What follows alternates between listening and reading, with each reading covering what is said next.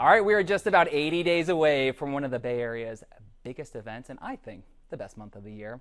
I think you know where we're going with this. I'm talking about San Francisco Pride, baby! And I'm joined by two of my very close friends. Of course, Juanita MORE and Roberto, the executive director of the GLBT Center. Good morning, guys. Thank you so much for joining us. Yeah, it's nice to see you. Let's switch that. The GLBT Historical Society. Yes, no, it's okay. And you know what?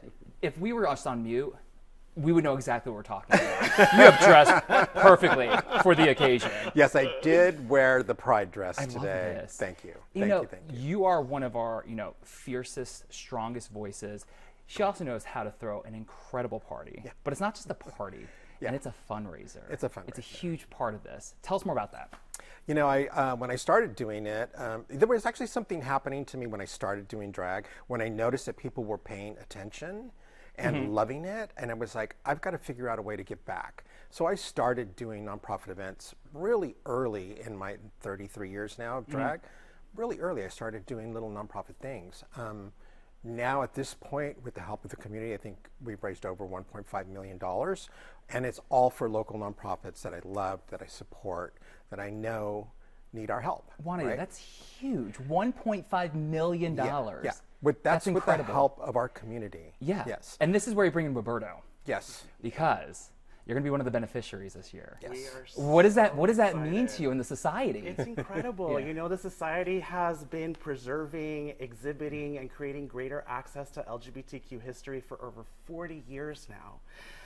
4 decades. 4 decades. Incredible. And we're in the process of expanding our reach. You know, we have a global audience. Tens of thousands of people from all over the world get to engage in our museum and our archives. We just announced that we are building permanent space for our museum in the heart of the Castro neighborhood. And, you know, it is so incredible to be the beneficiary of Juanita's party for the second time now in our organizational history. Yeah, one of my favorite things, I do walk by the society frequently, and I love when, we have visitors from around the country, around the world. They stop, they're looking in the window. What does it mean to have just people come in and be able to share in our history that you guys present so well? It's so important, particularly in this moment where political extremists are trying to erase us. They're trying to take our pride flags away. They're trying to ban books, right? They're trying to attack the most vulnerable in our community, including trans and gender non-binary children and young people. So to be able to come into a space like the museum or the archives where you could see yourself reflected in the exhibitions, you can see the history, the people that came before you, right? You get to then not only feel a sense of pride,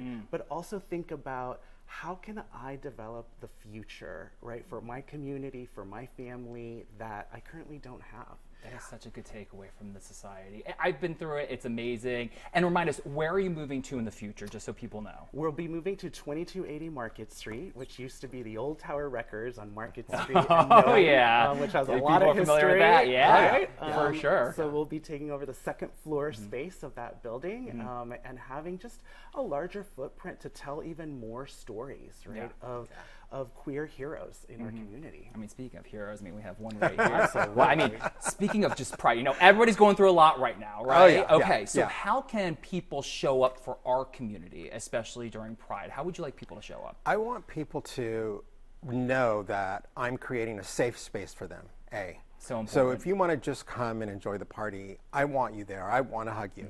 As there's well over 1,000 people that attend that day. Oh, yeah. But it still feels very intimate. And to me, it feels like this is all my family here. Yes. So that's super important. We are right now fundraising for the Historical Society, of course.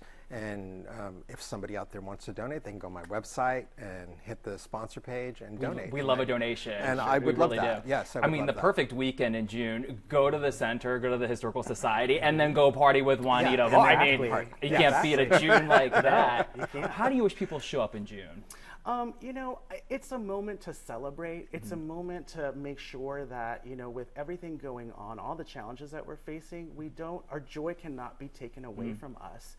Our joy is part of our strength as a community. It's what fuels us. And so we want people to continue to connect with one another, to organize, right, and to fight back. And we also want people to celebrate. I love that. That is Yeah. perfect. Juanita, Roberto. It is so fabulous having you guys. I love being right here. here. I love it. it. San Francisco Pride Parade on Sunday, June 28th. Catch it wherever you watch or stream ABC7 Eyewitness News, and we will be right back. Thank you, friends. Thank you. Thank you.